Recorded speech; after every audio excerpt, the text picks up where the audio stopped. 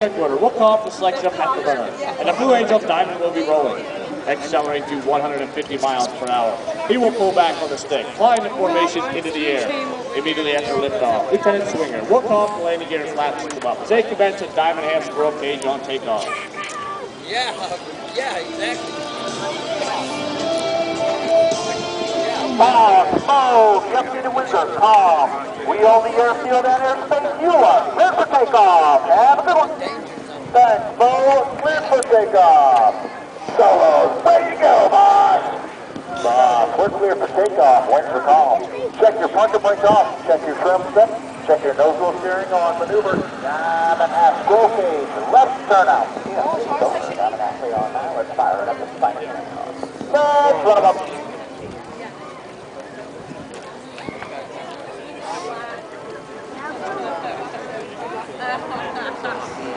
Now, to the left, Commander McQuarter calls smoke on.